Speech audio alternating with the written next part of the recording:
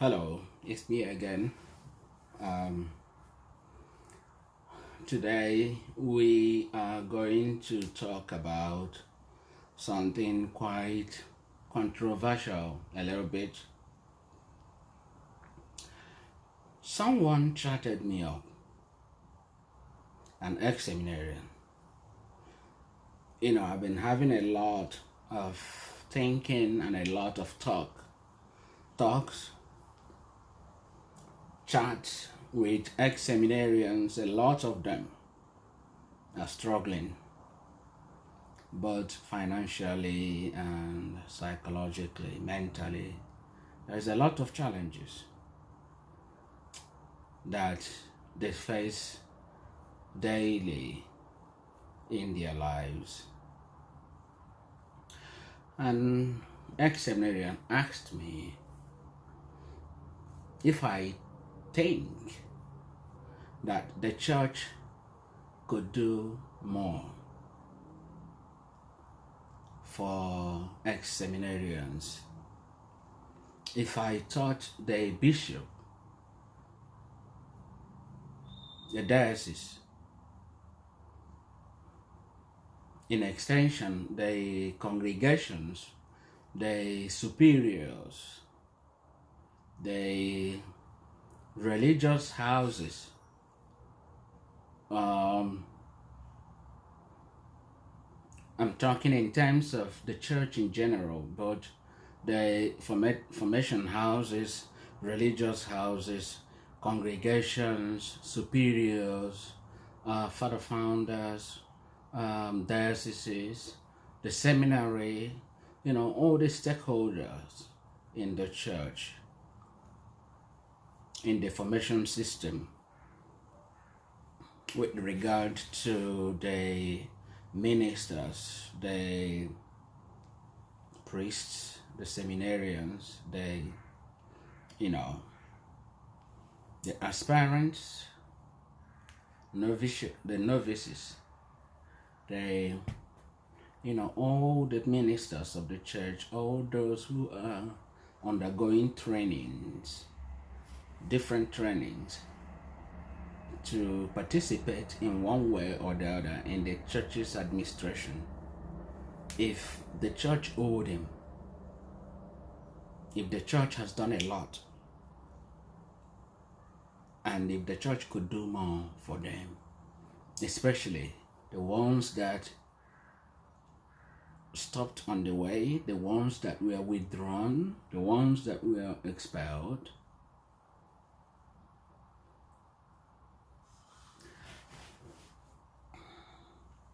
it is a bit controversial because some people will hold that the church has nothing to do for them. Some will say the church has done a lot for them, enough for them, by giving them qualitative education, especially the ones that furthered a lot more than minor seminary, the ones that had progressed to the major seminaries, universities. For the religious, the ones that have spent so much years, the nuns, the ones that have taken the first profession and are waiting for the final professions. And if it was okay for the church to dismiss them,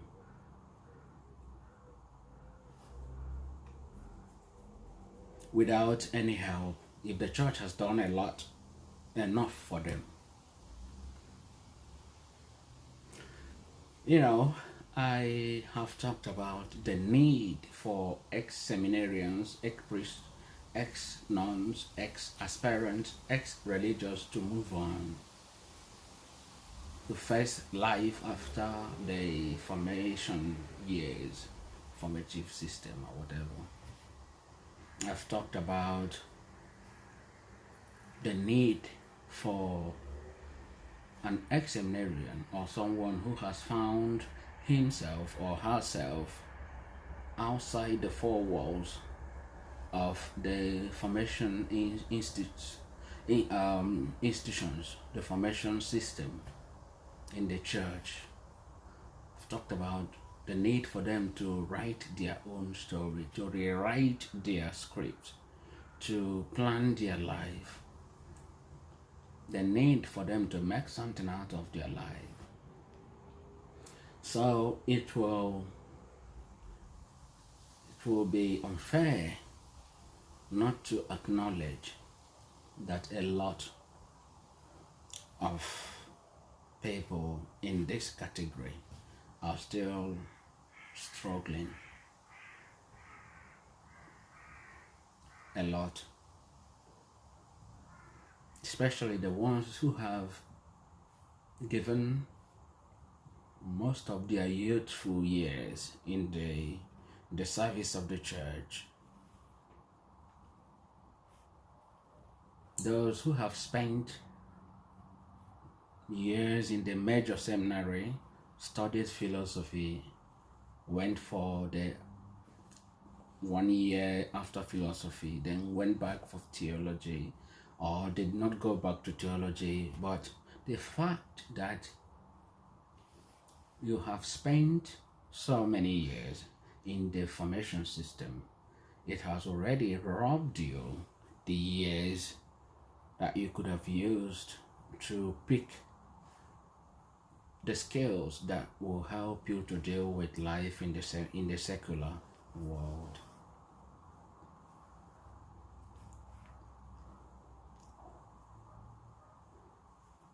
Can the church do more for these people?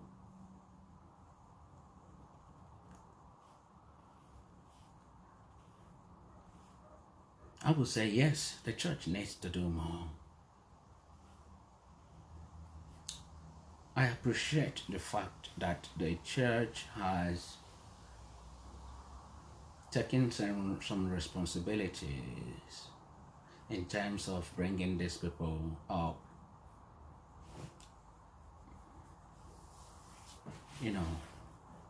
Offer them the spiritual development to some extent, offer them the intellectual development to some extent.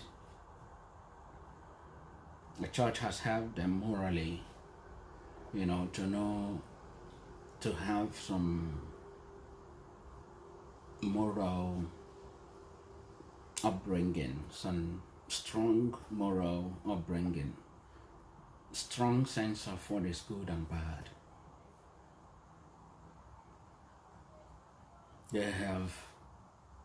Church has provided a very conducive atmosphere to raise these gentlemen and ladies up.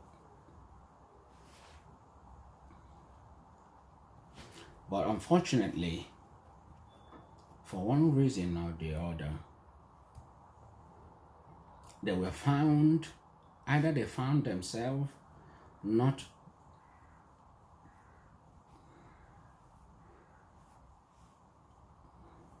wanting to move on, wanting to continue to whatever training, the end of the training they are going through, either to become priests or to become nuns, sisters, religious. They decided that it would be better for them to find something else to do with their life.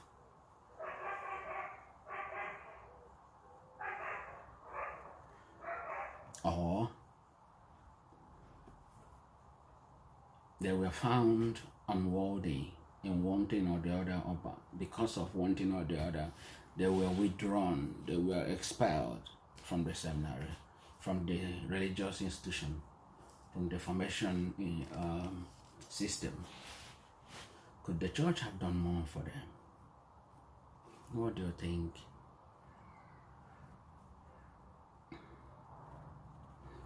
It is arguable. Here, it is arguable. Some might say, well, they should go find something else with their life.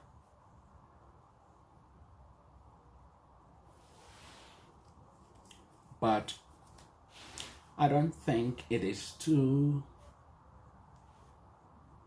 easy.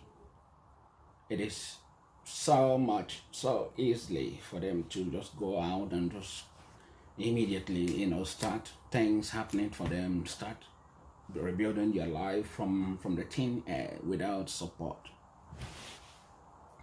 How do you think if you had served somebody for a good 7 years, 5 years, 6 years, and then the person did not settle you? Maybe the person found you not productive, or found you to not be competent, and then tell you to go home, go back to your home, to your father's home, and that was it. The person didn't make sure that that you were looked after, or you have some other thing to do with your life. The person just tells you to go home, go back to your parents' home. How would you feel? It is easy to say, hey, you go back, go and find something else with your life.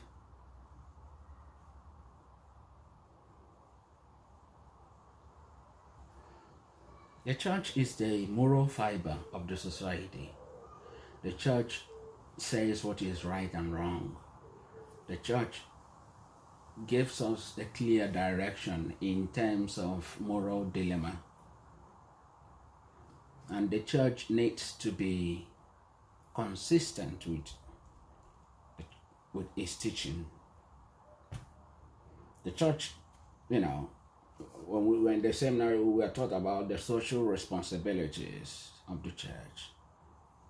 And I remember one of the encyclical of Pope John Paul II about the social responsibilities, the need to care for the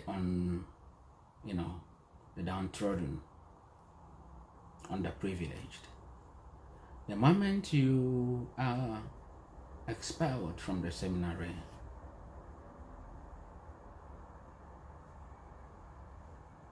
you are a lot vulnerable. Those who were expelled either from the seminary or from the religious life, they are so vulnerable. They don't know, for some time they will be floating. They don't know where they will be heading to. They don't know what will become of their life going forward.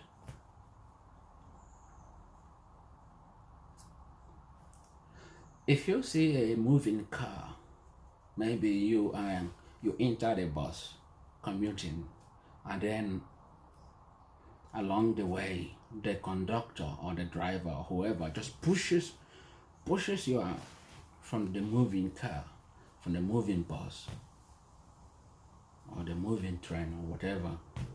How would you feel trying to get hold of yourself? The fact that the bus is moving, the train is moving, you first of all, once you are thrown out from the moving bus, you will first of all have a lot to do to battle with regaining your balance. There's a lot of physics, motion, law of motion. You have to deal with that. The body in movement and the body inertia, the disparity and what the consequences will be for that object or whatever it is that is pushed out from the moving bus. You find out that if you want someone to get out from to alight, or to get out from the bus, to alight from the bus, you will have to stop gently and then open the door for the person to move.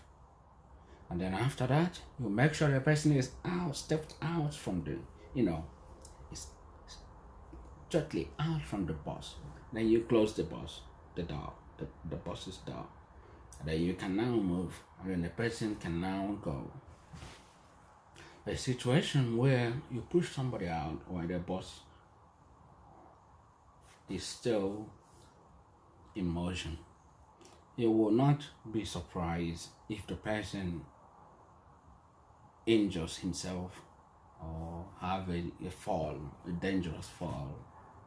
So by so doing, people will look at you as the driver, people look at you as being careless, as being heartless, as being inconsiderate, insensitive to the passenger.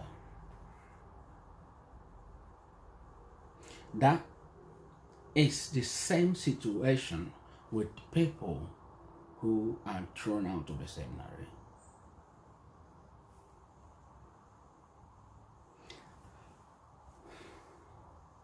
I think the church needs to think really long and hard about the way they handle the situation with those who were expelled from the seminary.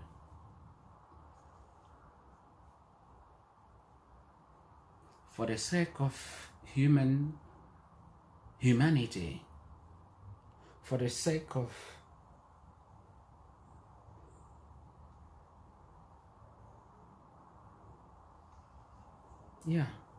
humanity, for the sake of, we're not talking about Christian charity now. We're not talking about charity. You're not doing them any charitable work by looking after them or making sure that they landed safely in the secular world. But we're talking about being human. These are people that have their lives ahead of them. They have already prepared themselves for religious life, for priestly life, for whatever life in the ministry. So let's assume, because we don't see the intention, so we wouldn't judge. Any person in the seminary wants to become a priest. Any person in the convent wants to become a sister. Any person that spends so much time in the convent or in any congregation wants to end up, whatever the congregation promises to do, or their job will be. So when you let them out, humanity demands that you have a duty of care to care for them, make sure that they landed, seamlessly, they blended seamlessly to the society where you want them to go.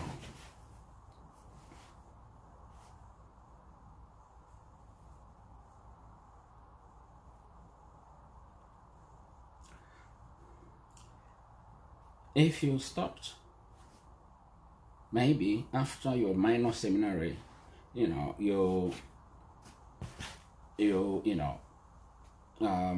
went back, went on your way to the university or pursue any other career, that would be understandable. After your minor seminary studies, after your minor, that it is equivalent to someone who finished their secondary education. But the moment the person proceeds to the major seminary, spiritual year or novitiate, and then to the major seminary, or the person finishes the convent and then becomes a postulant and then takes the first vow, and then, you have now exposed the person. You have exposed the person to the community, the church. The person becomes visible in the church. For the male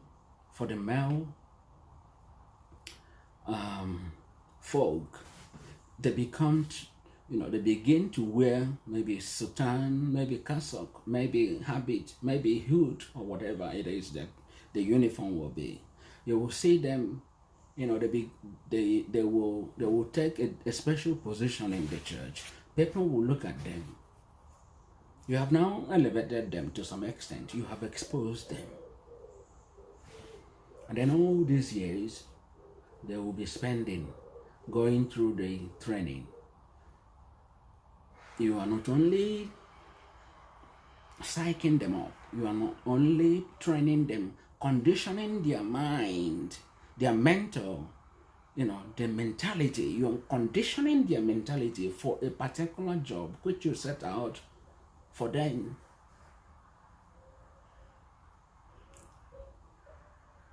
So, the normal way, a normal young man will expose himself or start warming up to embrace the world, the secular world. These young men are not exposed to this.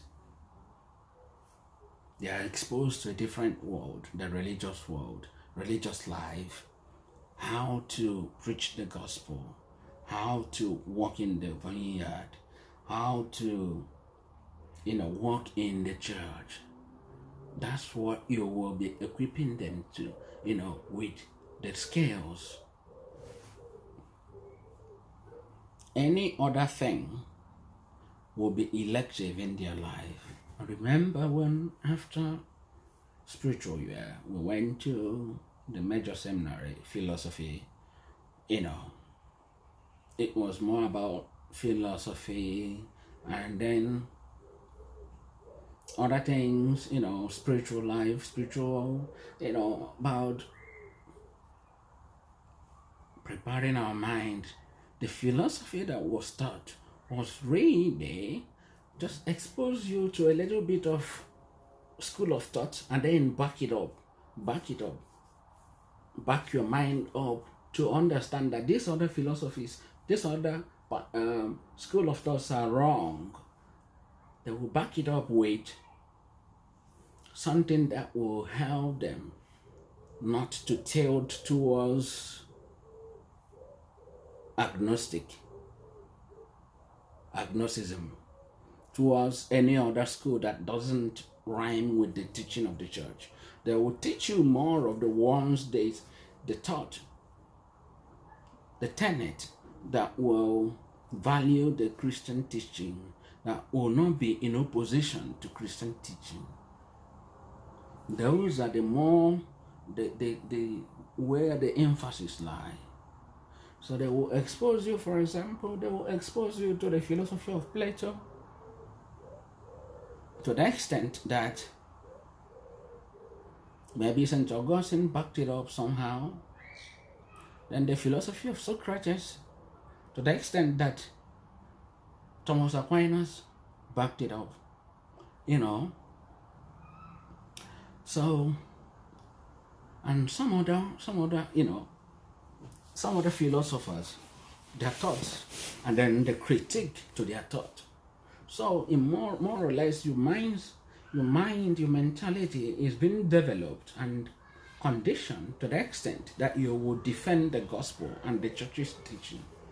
That's the essence of philosophy in the life of seminarians. You're not taught philosophy so that you become an agnostic or an atheistic philosopher. No. You're not taught that. So, in as much as your mind is developed, it is also conditioned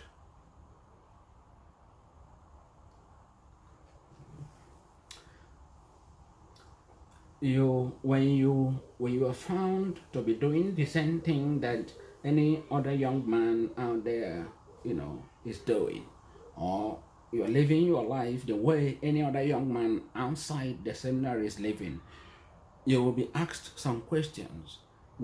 I mean, they will look at you like maybe this place is not for you. So there are some expectations in terms of behavior that you expect these young men or these young ladies. There are ways you would expect them to live their lives. So then all of a sudden, you push them out from this, their heaven, their stronghold, that environment where they have been equipping themselves to live. That type of mentality that you've been developing in them to see the world, that lens that you've given them to look at and interpret the world with, you take it away from them. Then you ask them to go to live their life in the secular world.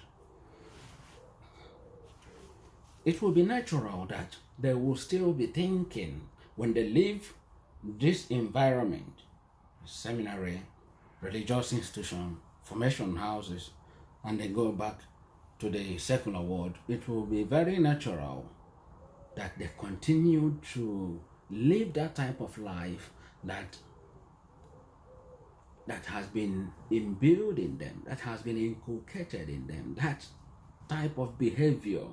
It will be natural to be sequential, that they continue with that.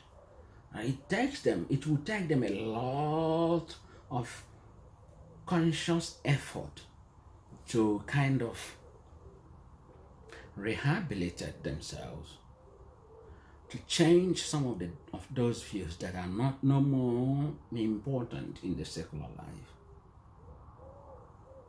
I remember when I left the seminary, although I left on my own, but it took me time to adapt.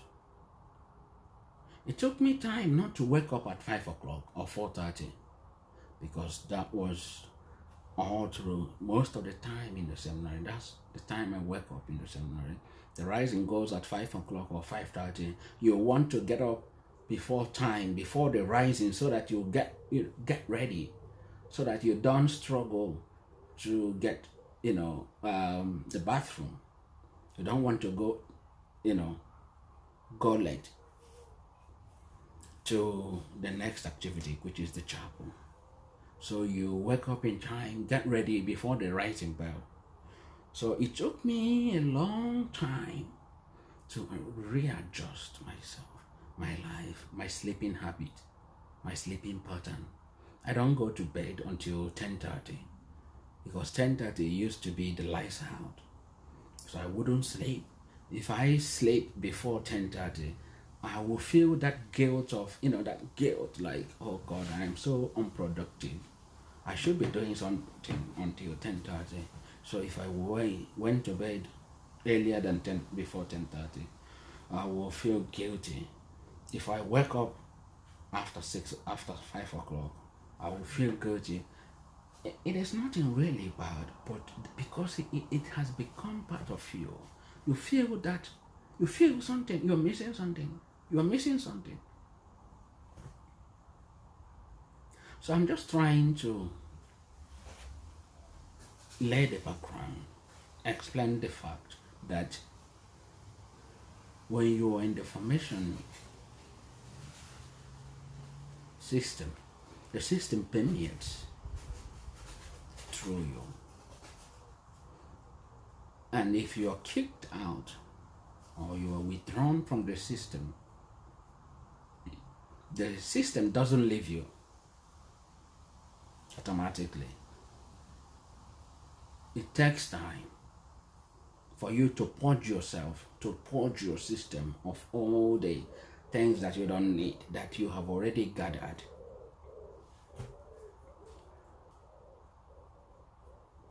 So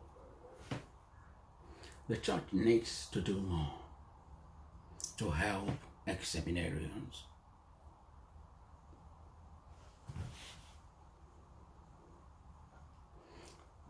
I will say a couple of things that the church needs to think really hard and long about and find a way to incorporate, to make provision for those people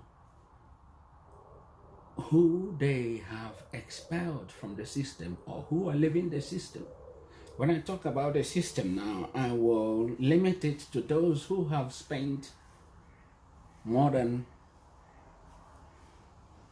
3 years after minor studies, after their secondary school education. Those who have spent 3 years minimum, up to those who have spent God knows how many years max.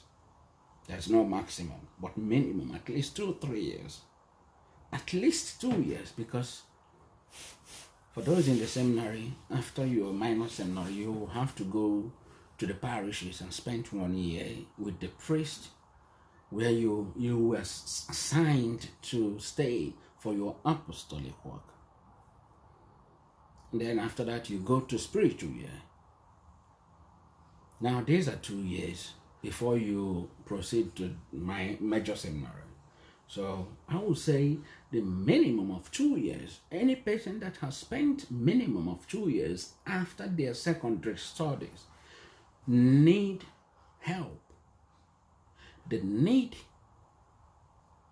to be taken care of by the church. If you let them go, if you withdraw them from the system, if you expel them from the system, if they wish to withdraw from the system, you need to give them some help, some support. They need it, not as a matter of Christian charity, but as a matter of duty of care. You owe them that duty of care to make sure that their well-being, their mental health, their psychological health, even their financial health is okay for them to proceed. I believe that if you have a provision for this, no ex-seminarian will feel bad or will resent the church, the hierarchies of the church, the local ordinary, the priests, the religious. I know a young lady who spent so many years with a congregation. She had taken her first vow, and then after 5 years or 7 years, I think 5 or 7 years, that would be after, when they would take their second and final vow. And then when they went for retreat, she was told to keep praying, to keep on praying. And then some of them were chosen to go ahead with their final profession. And then she was among those who were told to keep on praying until next year. And then the next year retreat, she was also told to keep on praying. And then the third year, she was told to keep on praying. And then the fourth year, they kicked her out, told her to go home, that they don't think that the life that she was suited for the life. After 9 years,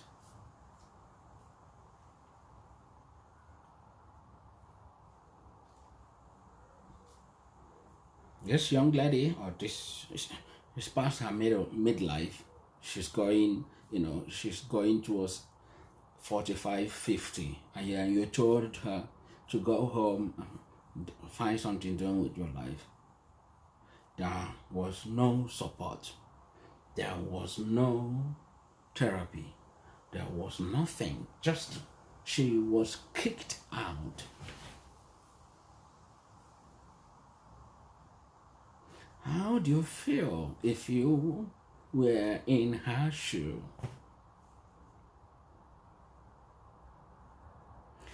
I know a young man, a classmate. He spent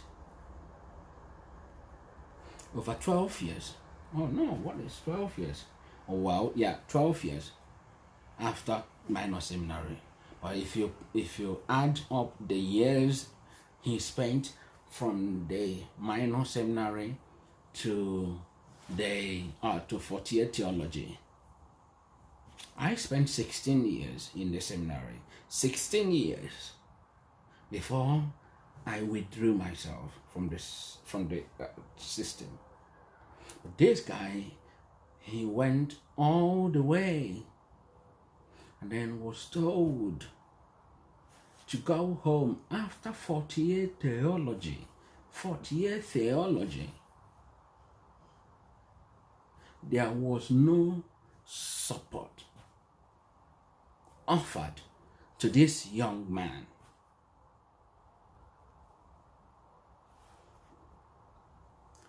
Nobody cared.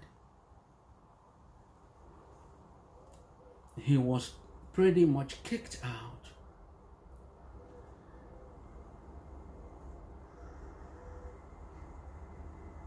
You owe him, you owe her something for the sake of humanity.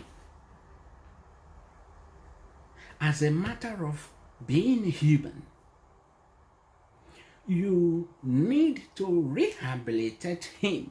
You need to rehabilitate her.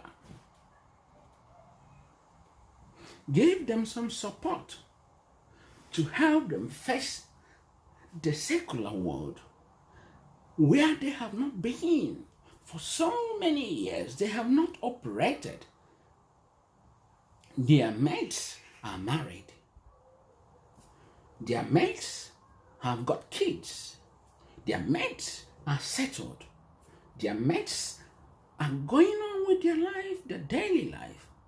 And these people spend so many years in the system, in your full service. They are in the seminary or in the religious houses, and then you just give them a couple of weeks for holiday to go and see their parents. Within this time, they will also be working with the parish priest, their parish priest. They will also be attending the mass. They will also be, doing certain things. They are not going to the main market to start a job or to start trading, or they're not going to look for employment. They are still at your service. And then, after everything, you ask them to go. You never even thought about what these people will feel, how they will feel. You never even thought about at least calling them in for some days, weeks. Offer them some psychological help. Talk to them. Rehabilitate them. Let them understand that they are not bad people. They were not expelled because they were bad people, they were evil. Maybe you found them to be unsuitable for the ministry. You need them to know that they are very good, and they will be very good somewhere else.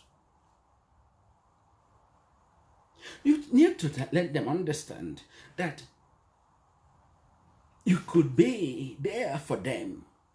You could offer them the support. They could always come back to you for support, emotional support, financial support, even financial support, psychological support. Every religious house, every diocese, every seminary should have an office mapped out for ex-religious, ex-seminarians, ex-priests. There should be a ministry. There should be a chaplain in charge of those who are withdrawn from the seminary system, who are withdrawn from the religious system. There should be a chaplain who would be working with them to help them stand on their feet. There should be an office where they need to get closures when they are expelled. A lot of seminarians are expelled without knowing the reason why they were expelled. You just ask them, well, my son, I'm so sorry. My son, well, not I'm so sorry anyway. My son, you will not go back. Write a letter, give to them, maybe deliver it to the vocation director to deliver to them, and that's it. They will be asking, why were they expelled? At least they need to hear that from you. You need to, for the sake of their sanity, you need to be able to give them, to answer their questions. Give them response, full response. Why they were withdrawn. You need to explain to them in their understanding, or to their understanding, why they were expelled. It is really, really very, very, very, very bad to expel somebody without the person knowing the reason why he or she was expelled.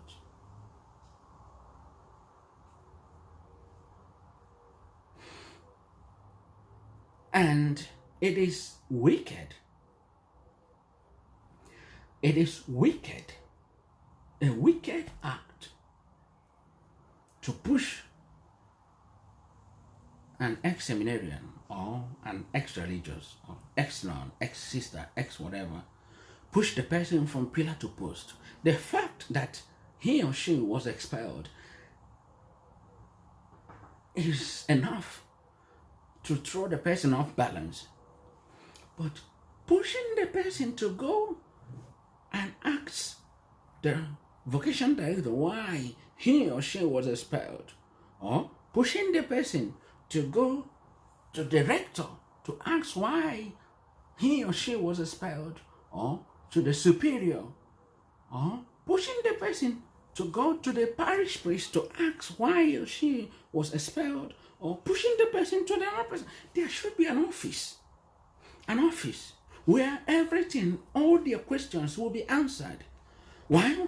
Excuse me, my superior, excuse me, my lord, excuse me, vocation director, excuse me, please, could you explain to me why I was dropped?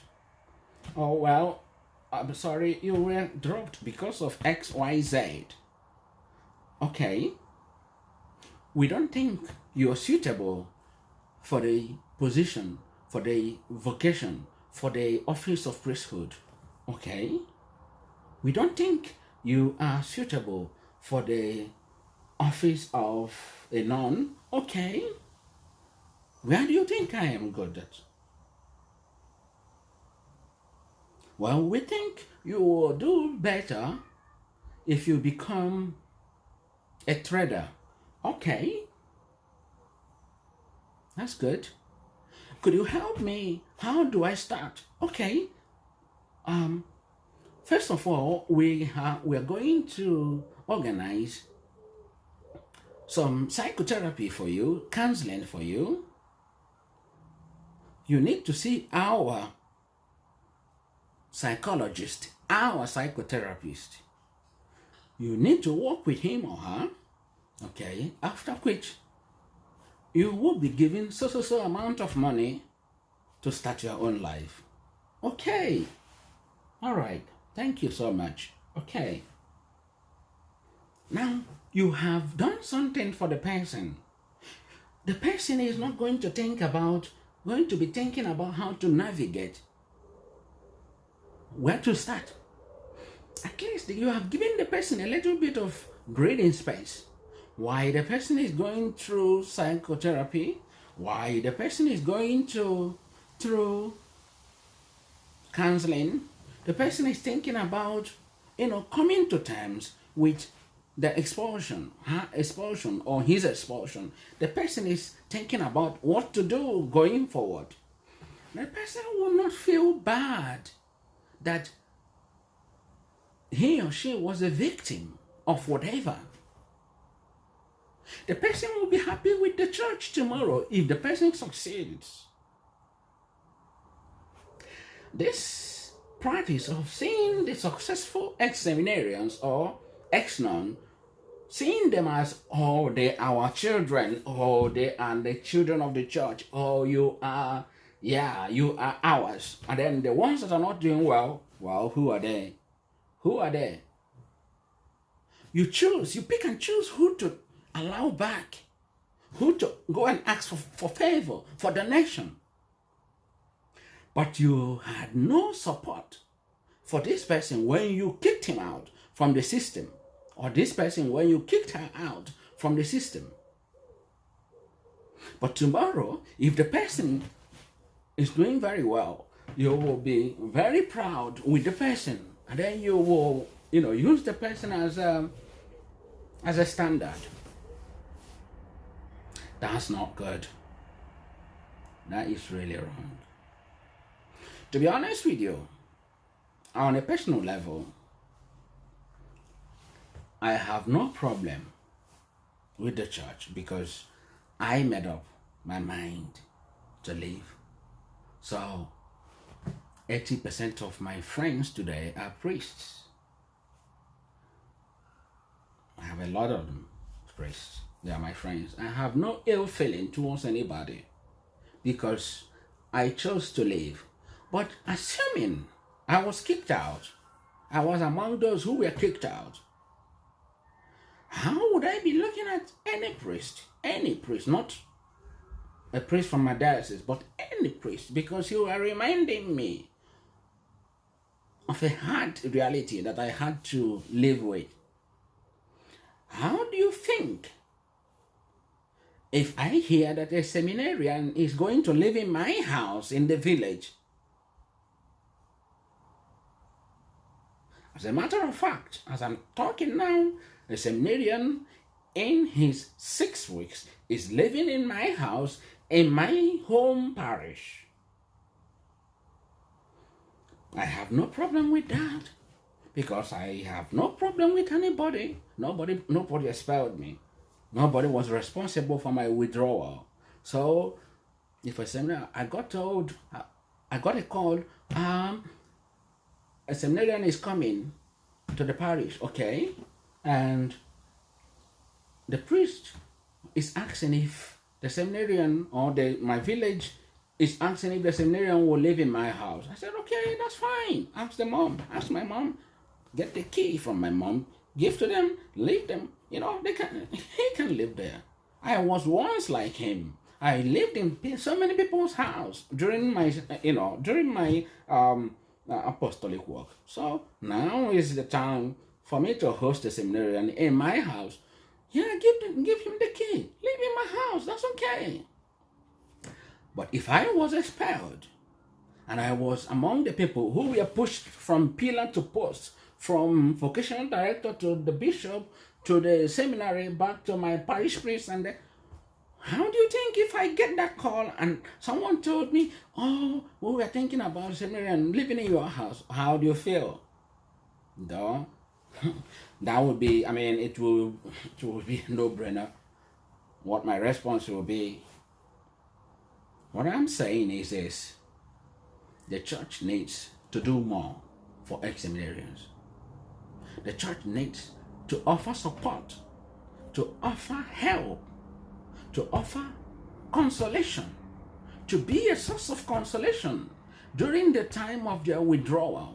The church needs to offer them a cushion, their transition from the system to the secular world. You owe that not as a matter of Christian charity, but as a matter of humanity, human spirit, milk of kindness. You owe them that. It is high time the dioceses, the congregations, religious houses began to think about opening up a ministry, an office in charge of ex-seminarians, ex-nun, ex-religious. Help them. You have the resources. What you need is to sit down and plan it. Plan it out.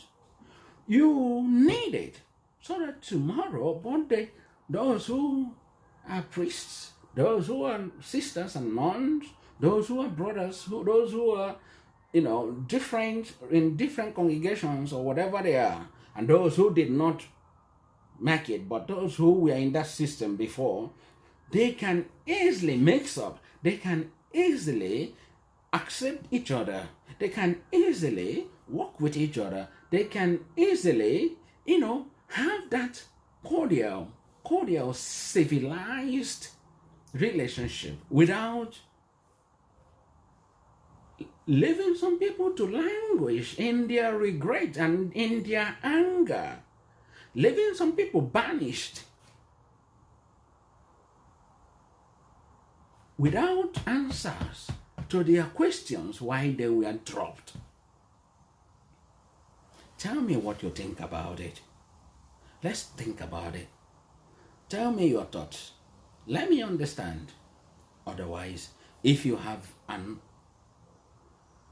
opposite thought, if you have a different thought about it, let me understand. I am open for dialogue. Let's talk about it. Thank you so much. Bye-bye.